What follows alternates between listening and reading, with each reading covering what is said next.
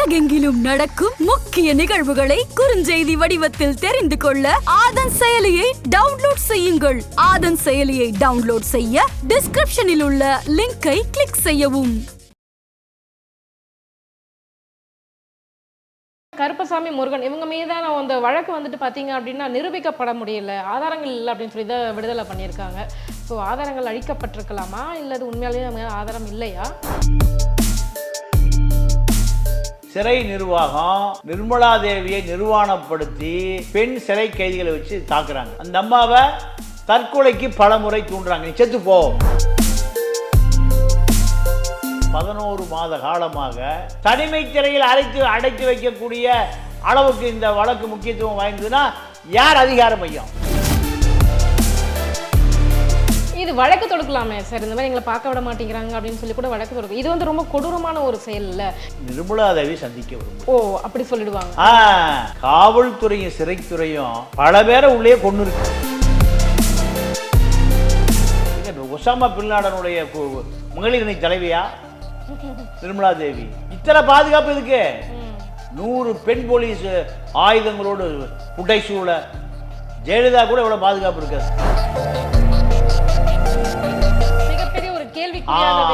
கேள்விக்கு பின்னாடி இருப்பவர் யார்? அப்போ அதிமுக உடந்தை, திமுக உடந்தை, ஆளுநர் மாளிகை உடந்தை. ஆளுநர் மாளிகையுமே ஆமா, ஆளுநர் மாளிகை மேல புகார் வருது இல்ல? எல்லா பல்கலைக்கழகங்களுக்கும் வேந்தர் யாரு? நிர்வாணப்படுத்தப்பட்டு அங்க இருக்கக்கூடிய பெண் ரவுடி கைதிகளால் மதுரையில் தாக்கப்படுகிறார். என்ன சொல்லி தாக்குறாங்க? யாரையா காட்டி கொடுத்தா தொலைச்சிருவேன், செத்து போயிருவேன், இங்கிருந்து பாடியா தான் போவேன், பீடியா தான் போவேன். அப்போ இது உண்மையாகவே ஜனநாயகம் உள்ள நாடா? நீங்க பேசும்போது ஆடியோவில் சொல்லுது 3 பெண்கள்கிட்ட நீங்க முக்கியமான ஆளை சந்திக்க போறீங்க, விவிஐபி சந்திச்ச பிறகு அன்று இரவுலேயே உங்க வாழ்க்கை மாறி போகும், இப்படிதான் சொல்லுது அந்த அம்மா. அப்போ அந்த நபர் யார்? மர்மமாவே இருக்கு. முக்கிய தகவல்களை உடனுக்குடன் தெரிந்து கொள்ள ஆதன் செயலியை டவுன்லோட் செய்யுங்கள். டவுன்லோட் லிங்க் டிஸ்கிரிப்ஷனில் உள்ளது. ஆதன் நியூஸ் நேயர்களுக்கு வணக்கம். இன்றைய நேர்காணலில் நம்மோடு இணைந்திருக்கிறார் மூத்த பத்திரிகையாளர் திரு பாண்டியன் அவர்கள். வாருங்கள் பேசுவோம். வணக்கம் சார். வணக்கம் சார். இன்றைய தினம் பார்த்தீங்க அப்படின்னா தமிழகத்தில் ஒரு மிகப்பெரிய சலசலப்பை ஏற்படுத்திய ஒரு வழக்கு நிர்மலா தேவியினுடைய வழக்கு தான். கல்லூரி மாணவர்களை தவறாக வழிநடத்தியதாக அவர் மீது குற்றம் சாட்டப்பட்டு இன்று அவர் குற்றவாளி என தீர்ப்பளிக்கப்பட்டிருக்கு. இதில் பார்த்தீங்கன்னா இந்த வழக்கினுடைய முழு பின்னணியும் எங்களுக்காக கொஞ்சம் சொல்லுங்க சார். நிர்மலா தேவி கல்லூரி விரிவுரையாளர். இந்த விரிவுரையாளர் நீங்கள் அருப்புக்கோட்டை பூர்வீகமாக கொண்டவர். தேவங்கா செட்டியார் கல்லூரியில் இந்த அம்மா படித்த கல்லூரியிலே பேராசிரியராக பணி செய்கிறாங்க. இவருடைய தந்தையார் ஒரு ஆசிரியருடைய மகள் இந்த அம்மா. அப்போது நல்லொழுக்கம், கற்பித்தல், இப்படி நல்ல சமூக அந்தஸ்துள்ள பெண்மணியாக அந்த ஆசிரியர் வளர்த்து நீங்கள் திருமணம் செய்து கொடுத்து 2 பெண் குழந்தைகள். இதுதான் இந்த அம்மாவுடைய வாழ்க்கை. ஒரு நேர்கோட்டில் சரியாக பயணித்து கொண்டிருந்தது. அதன் பிறகு இந்த அம்மாவுக்கு மதுரை காமராஜ் பல்கலைக்கழகத்தில் கௌரவ விரிவுரையாளராக அந்த அம்மா இடம்பெயர்ந்து மதுரைக்கு வர்றாங்க. மதுரைக்கு வந்த பிறகு இந்த அம்மாவுடைய வாழ்க்கையில், இந்த அம்மாவுடைய போக்கில் மிகப்பெரிய மாற்றங்கள் நடக்குது. என்ன மாற்றம்னா, இந்த அம்மா மதுரை காமராஜ் பல்கலைக்கழகத்தினுடைய விஐபி ஷூட், அதில் தான் இந்த அம்மா தங்க வைக்கப்படுகிறார்கள். இந்த விஐபி அந்தஸ்து இந்த அம்மாவுக்கு எப்படி கிடைக்குதுன்னா, இந்த அம்மாவுக்கு ஆளுநர் காந்தி கிராமம் வருகிற பொழுது முன் வரிசையில் அமர வைக்கப்படுகிறார். அதே போல் பல சமயம் சென்னைக்கு பறந்து வருகிறார். சென்னையில் நீங்கள் ஆளுநர் மாளிகையினுடைய ஆலோசகர் ராஜகோபாலன் ஐஏஎஸ் அந்த அம்மா சந்திக்கிறாங்க. இப்படி விடை தெரியாத பல மர்மங்கள் அந்த அம்மாவுக்கு பின்தொடருது. ஆளுநரை சுற்றியே இவர்களுடைய வட்டம் இருக்குது. அது காரணம் என்னவா இருக்கும் சார்? நீங்கள் அதாவது என்ன காரணம் கேட்டிங்கன்னா, இந்த அம்மாவை பற்றி எப்போ ஒரு சர்ச்சை வருதுன்னா ஒரு ஆடியோ வருது. அந்த ஆடியோவில் 3 பெண்கள்கிட்ட அந்த அம்மா மாறி மாறி பேசுது. நீங்கள் உங்களுக்கு ஒரு நல்ல எதிர்காலம் இருக்குது, நீங்கள் நான் சொல்லுவதை நீங்கள் கவனமாக கேட்டுக்குங்க, நீங்கள் உங்களுக்கு நான் சிலர் அறிமுகப்படுத்தி வைக்க போகிறேன், அப்படி அந்த அறிமுகம் உங்களுடைய வாழ்க்கையவே தலைகீழாக மாற்ற போகுது, உங்களுடைய அந்தஸ்து உயர போகுது. இப்படி அந்த கல்லூரி மாணவிகள்கிட்ட ஆசை வார்த்தையை இந்த அம்மா விதைக்குது. இதுதான் சர்ச்சையாகுது.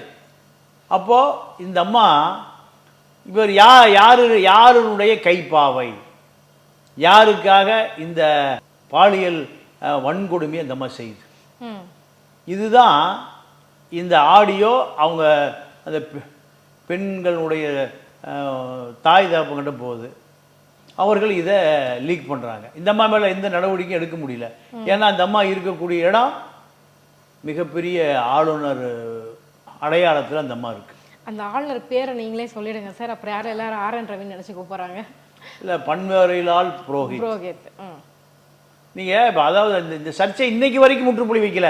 அதாவது ஆளுநரா, இல்லை அதிகாரி ராஜகோபாலனா, இல்லை ஆர்வி உதயகுமாரா, ஆர்வி உதயகுமார் இவர் பேரில் பல முறை விஐபி சூட்டு பதிவு செய்யப்படுகிறது. ஆர்வி உதயகுமார் சொந்த ஊர் மதுரை, திருச்சியோ தஞ்சாவூரோ கும்பகோணமோ மாயவரமோ கோயம்புத்தூர் அல்ல. சொந்த ஊர். சொந்த ஊர்லேயே அவர் சூட்டில் தங்க வேண்டிய அவசியம்? இந்த அம்மா நீங்கள் சிவகாசி ஜெயலட்சுமின்னு ஒரு அம்மா இருந்தது. ஆமாம், பரபரப்பாக இருக்கும். போலீஸ் உடையெல்லாம் அந்த அம்மா போட்டுக்கும்.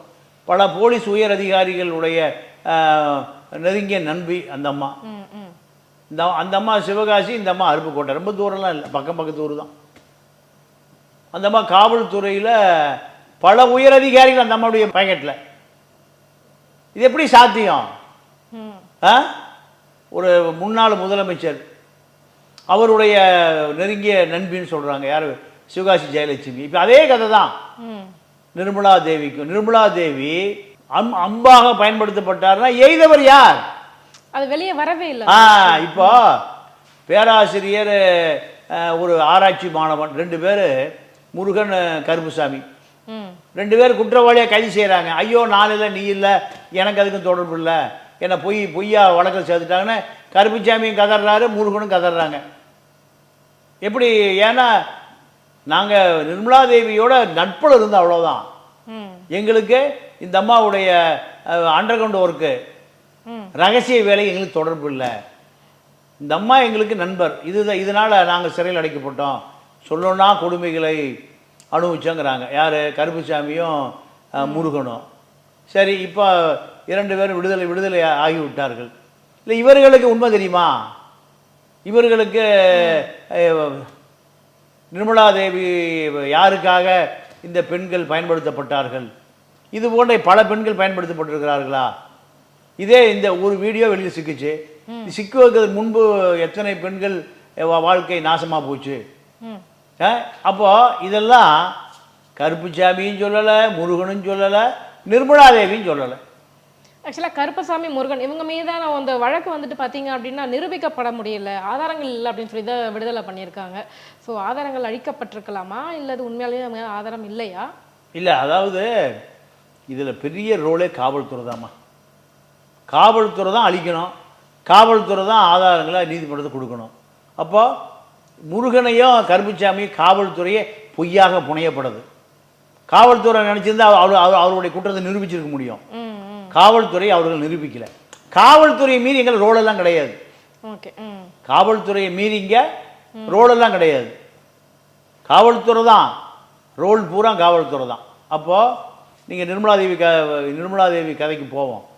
அப்போது நிர்மலா தேவி கைது செய்யப்படுகிறார். கைது செய்யப்பட்டு சிறையில் அடைக்கப்படுகிறார். சிறையில் அடைக்கப்பட்ட பிறகு காவல்துறை ரோலை பாருங்க. 11 மாதம் யாரையும் சந்திக்க விடலை. சிறை நிர்வாகம் நிர்மலா தேவியை நிர்வாணப்படுத்தி பெண் சிறை கைதிகளை வச்சு தாக்குறாங்க. எங்க? சிறைக்குள்ள. அந்த அம்மாவை தற்கொலைக்கு பல முறை தூண்டுறாங்க, நீ செத்து போ. இது யாரு? சிறைத்துறையும் காவல்துறை ரெண்டும் ஒரே துறை தான். இந்த அம்மாவுக்கு உள்ள 11 மாத காலம் உலகத்திலே பெரிய கொடுமை. ஒரு மனு கூட பார்க்க போகல, ஒருவர் கூட அந்த அம்மா 11 மாதம் யாரும் பார்க்க போகல. பெயில் கிடையாது. வழக்கறிஞர் மனு போட்டால் தள்ளுபடி. எத்தனை மாதம்? 1 வருஷம், 1 மாதம் இல்லை. அப்போ ஒரு வருட காலமாக 11 மாத காலமாக தனிமை சிறையில் அடைத்து வைக்கக்கூடிய அளவுக்கு இந்த வழக்கு முக்கியத்துவம் வாய்ந்ததுன்னா யார் அதிகார மையம்? யாரோ ஒரு ஆள் பெரிய அதிகார மையம் இருக்கணும்ல. அவர்களுக்கு தான் காவல்துறை சிறைத்துறை ஏவகம் செய்யுது. கணவர் போனால் சந்திக்க விடலை, அப்பா போனால் சந்திக்க விடலை. உண்மை சொல்லிடுவான் தம்மா. யாருக்கிட்ட? அபூர்வராயிரும். இது வழக்கு தொடுக்கலாமே சார், இந்த மாதிரி எங்களை பார்க்க விட மாட்டேங்கிறாங்க அப்படின்னு சொல்லி கூட வழக்கு தொடுக்கும். இது வந்து ரொம்ப கொடூரமான ஒரு செயல் இல்லை, யாரையுமே பார்க்க விடலை. மிகப்பெரிய குற்றவாளிகளை கூட வந்துட்டு யாரோ பார்க்க அலோவ் பண்ணுவாங்க. இது இந்த அளவுக்கு காரணம் என்ன? இவ்வளோ நெருக்கடி கொடுப்பதற்கான வழக்கு மிக எளிதாக சொல்லிட்டீங்க. வழக்கு போடுறேன்னு இது வழக்கில் என்ன சொல்லுவாங்க? நிர்மலா தேவி சந்திக்க விரும்பலை, புரிஞ்சு போச்சா? ஓ, அப்படி சொல்லிடுவாங்க. காவல்துறையும் சிறைத்துறையும் பல பேரை உள்ளே கொண்டு இருக்கு. இப்போ நிர்மலா தேவியும் தற்கொலை செய்வதற்கு பல முறை தள்ளப்பட்டார். அந்த மாதிரி சாகலை. எப்படியா நான் உண்மை சொல்லிடணும், உண்மையை உண்மை சொல்ல மாட்டேன்னு சொல்லி தான் நம்ம வெளியே வந்திருக்கோம். உண்மையை உலகத்துக்கு நான் சொல்லிடுவேன். இதனால தான் 11 மாதம் அந்த அம்மா சிறைக்குள் தனிமைப்படுத்தப்பட்டார். இந்த அம்மா ஜெயிலில் இருந்து அருப்புக்கோட்டை நீதிமன்றத்தை கொண்டு வரும்போது ஒசாமா பின் லாடனை கொண்டு வருவாங்கல்ல, முன்னாடி 2 ஜீப்பு, பின்னாடி 2 ஜீப்பு, துப்பாக்கி ஏந்திய பாதுகாவலர், பெண் போலீஸ் 100 பேர்.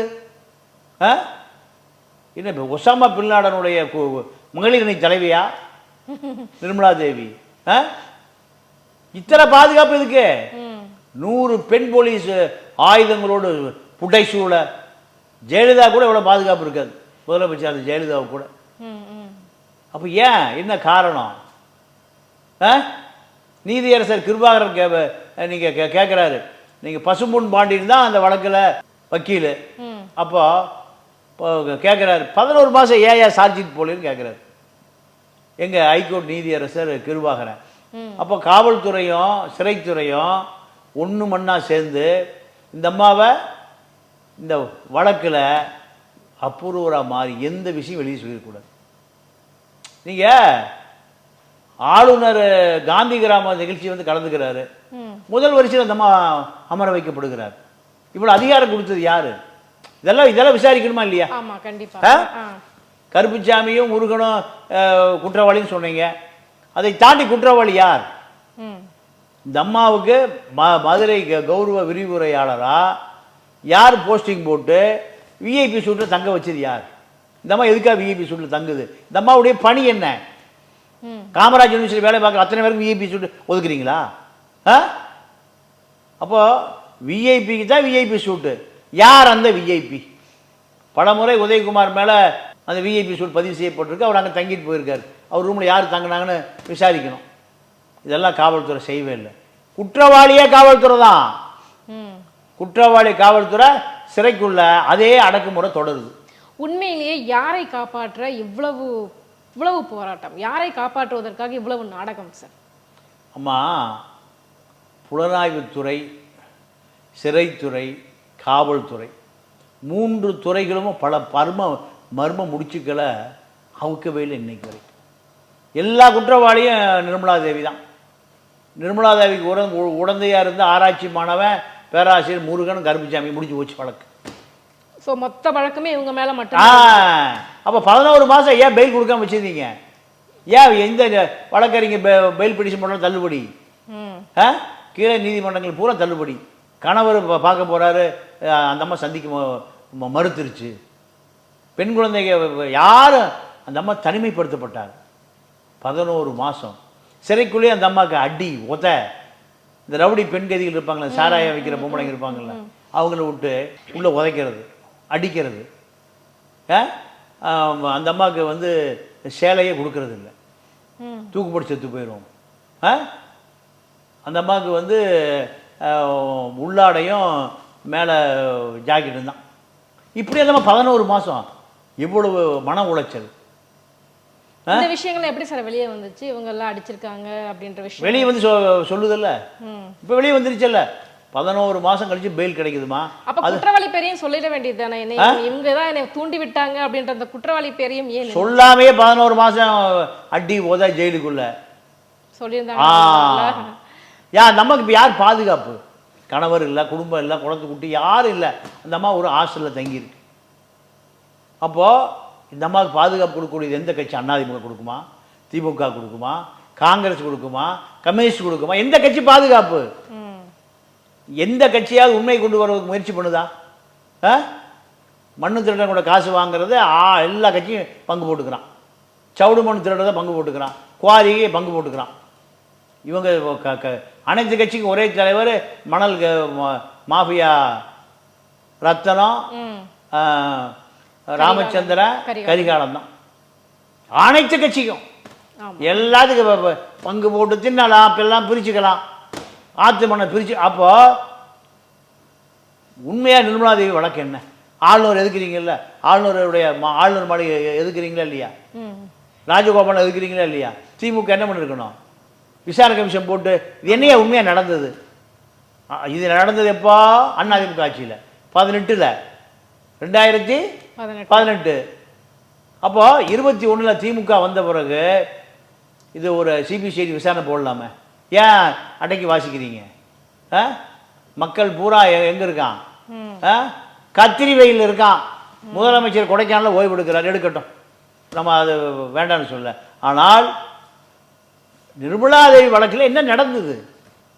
யாரு அந்த கல்லூரி பெண்களை தவறான வழி, யாருக்கு இந்த பெண்கள் பயன்படுத்தப்பட்டார்? இந்த இந்த பெண்களை இந்த அம்மா வந்து நிர்மலா தேவன் இல்லை. தேவனா இருந்தா ரைட், அந்த அம்மாவே தொடர்பு இருக்குன்னு சொல்லிடலாம். நிர்மலா தேவி. தேவி யாரு? இன்னொரு தேவன் யாரு? அந்த யாரு அந்த குற்றவாளி? ஆண் குற்றவாளி யாரு? ஒருத்தனா, 2 பேரா, 3 பேரா? எத்தனை அதிகாரியா? பெரிய அதிகார மட்டமா? IAS, IPS? யார் அவன்? சட்டத்தின் முன்னாடி நிறுத்தணுமா இல்லையா? கண்டிப்பா. ஏன் இன்னைக்கு வரைக்கும் நிறுத்தப்படல? இந்த கேஸ் வந்து ஏன் இவ்வளவு காலதாமதம் ஆயிடுச்சு? கிட்டத்தட்ட ஏற்கனவே ஒரு 4-5 ஆண்டு. 2018 6 வருஷம் ஆச்சு. இது வந்து விரைவு நீதிமன்றம் வேற விரைவு நீதிமன்றம். அப்போ இந்த அம்மாவை நீதிமன்றத்துக்கு கொண்டு வரும்போதும் பெரிய பட்டை பந்தோஸ்து. பார்க்குறவன் நம்ம மிரண்டுருவான். ஏதாவது உண்மை சொன்னால் நமக்கு இதை விட கொடுமையான பாதுகாப்பு வந்துடும். புரியுதா உங்களுக்கு? நீங்கள் அந்த அம்மாவை கொண்டு போகும்போது நீதிமன்றத்தில் பார்த்தீங்கன்னா வாயை திறந்துடக்கூடாது. பெரிய வளையம், 100 பெண் போலீஸ் அதிகாரிகள் துப்பாக்கியோட வளையம். எதுக்கு இவ்வளவு பந்தா? ஏன் இவ்வளவு பரபரப்பு? யாரை அச்சுறுத்துறீங்க?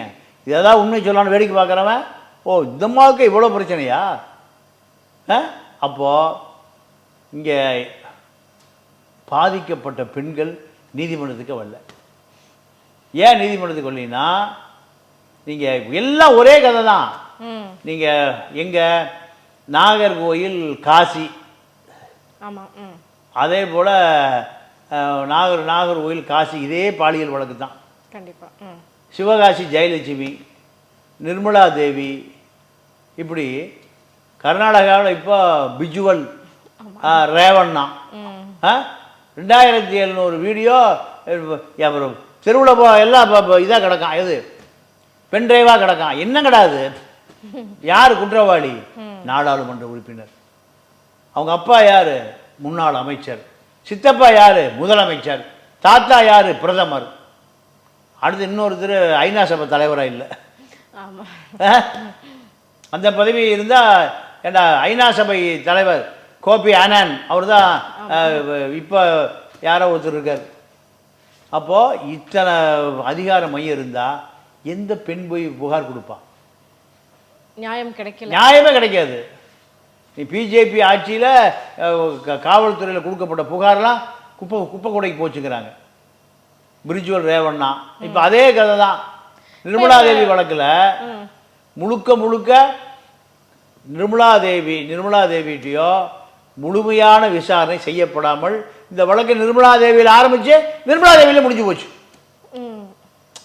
ஒரே ஒரே குற்றவாளி எப்படி இருப்பாங்க?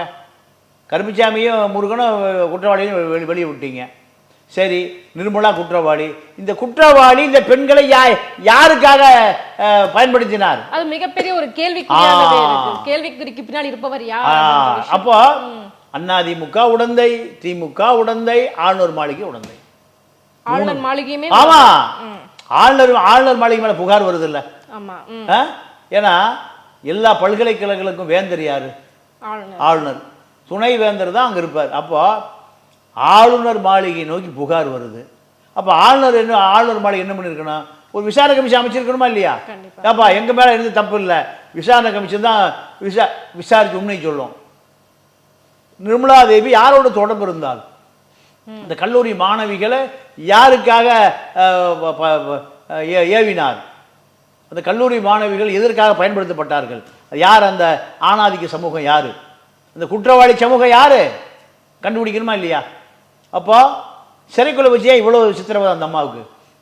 உண்மை சொல்லிடாத. உண்மைய உலகத்துல போலீஸ் என்ன பண்ணுவான்? உண்மை சொல்ல சொல்லி அடிப்பான். இது உண்மை சொல்லாதேன்னு அடிக்கிற போலீஸார்.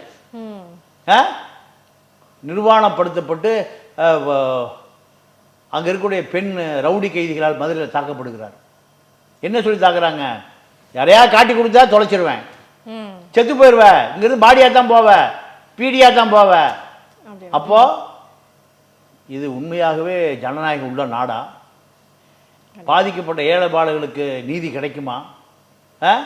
நிர்மலா தேவிக்கே நீதி கிடைக்கலனா சாதாரண தேவிக்கு எப்படி நீதி கிடைக்கும்? இது இந்த வழக்கு பார்த்தீங்க அப்படின்னா இவங்களுக்கு எத்தனை ஆண்டுகள் குறைஞ்சபட்சம் தண்டனை கிடைக்கும் அப்படின்னு நினைக்கிறீங்க? சரி, இப்போதான் குற்றவாளியாக அறிவிச்சிருக்காங்க, நான் தண்டனை விவரங்கள் வந்து பெருசாக வெளியே வரல. ஸோ எத்தனை ஆண்டுகள் கிட்டத்தட்ட உங்களுக்கு கிடைக்கும் அப்படின்னு நினைக்கிறீங்க? இப்போ பல பெண்களை பாலியல் ரீதியாக பயன்படுத்திட்டு பல பெண்கள் வாழ்க்கையை நாசம் பண்ண நாகர்கோவில் காசிக்கு சாகும் வரை ஆயுள். அது ஒரு பெண் நீதியரசர் தான் கொடுத்துருக்காங்க. பெண் நீதியரசு. இது போன்ற குற்றவாளியுமே அவன் வந்துடக்கூடாது. நீங்கள் அவன் அந்த அம்மா நீதியரசர் உண்மையாகவே நீங்கள் கடவுளுக்கு நிகரானவர். ஏன்னா காவல்துறை நீதிமன்றத்தை நிரூபிக்க தவறிய பிறகும் அந்த அம்மா இவன் தான் குற்றவாளின்னு நீங்கள் இப்போ பல்வேறு ஆவணங்களின் அடிப்படையில் நீங்கள் சாகும் வரை ஆயுள், ஜெயிலியான சாவு. இதுதான். ஏன்னா பாதிக்கப்பட்ட பல பேர் மருத்துவர், பொறியாளர், ஐடி ஃபீல்டு, கல்லூரி மாணவி, கல்லூரி பேராசிரியை, யார் நீங்கள் காசியுடைய ஃபேஸ்புக்கில்.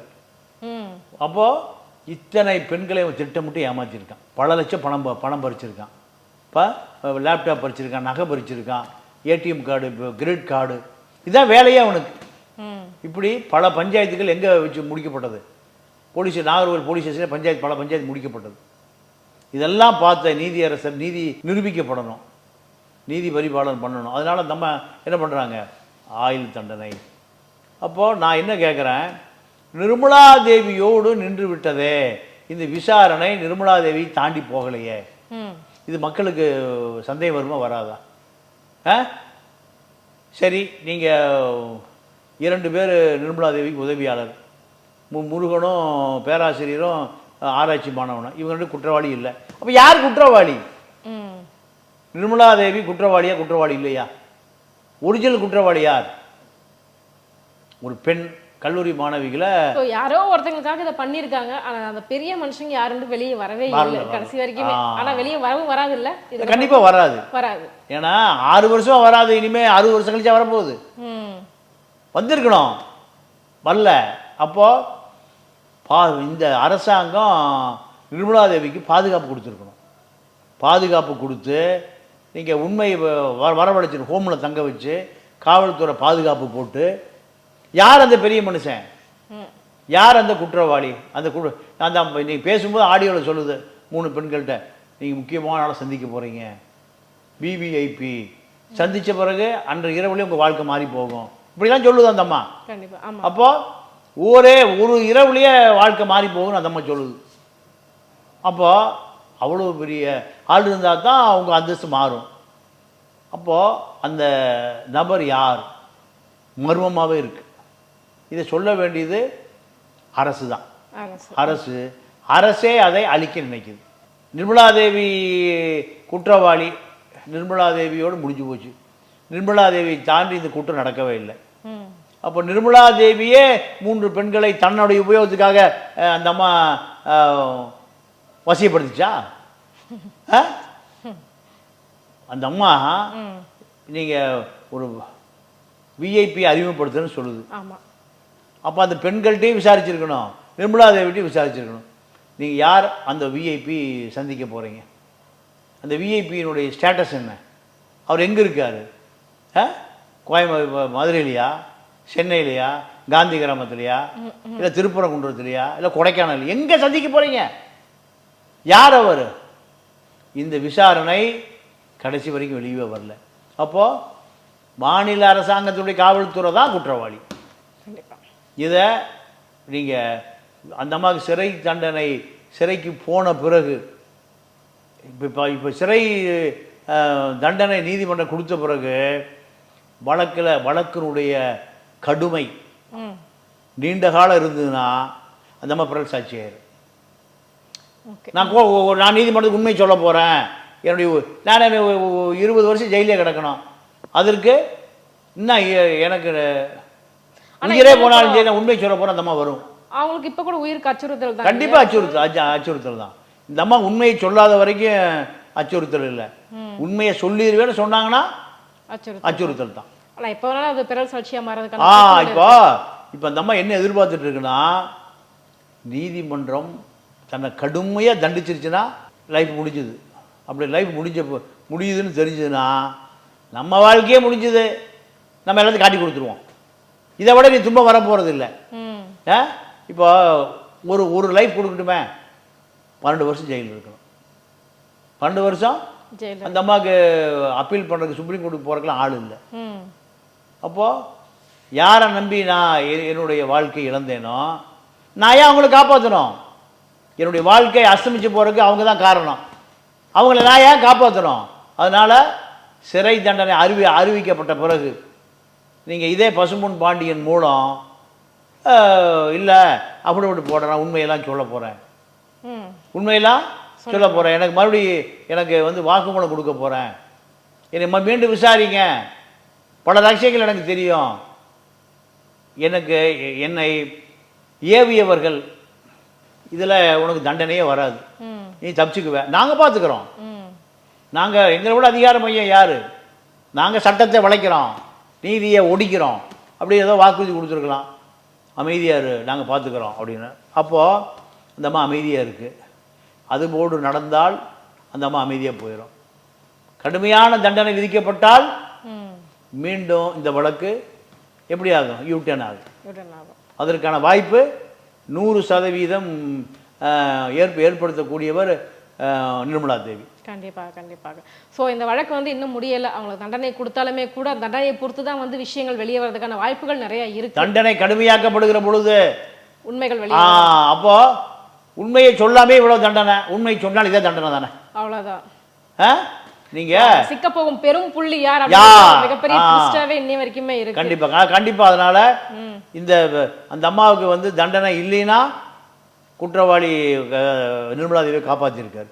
தண்டனைனா நிர்மலாதேவி தான் இனிமேல் அந்த குற்றவாளி தண்டனை கொடுக்கும். இல்லை, இப்பதான் அறிவிச்சிருக்காங்க குற்றவாளின்னு சொல்லியிருக்காங்க. பட் இன்னும் எத்தனை வருஷம் சிறை தண்டனை அப்படின்னு சொல்லல. சொல்லும் போது தான் தெரியும். முன்னுமே நீங்க சொன்ன மாதிரி அதிகமான தண்டனை இருந்தா அப்ரூவல் மாறது கூட வாய்ப்புகள் இருக்கு. கண்டிப்பாக சார். எங்க கேள்விகளுக்கு ரொம்ப சிறப்பாக பதில் சொன்னீங்க சார். நன்றி, வணக்கம்.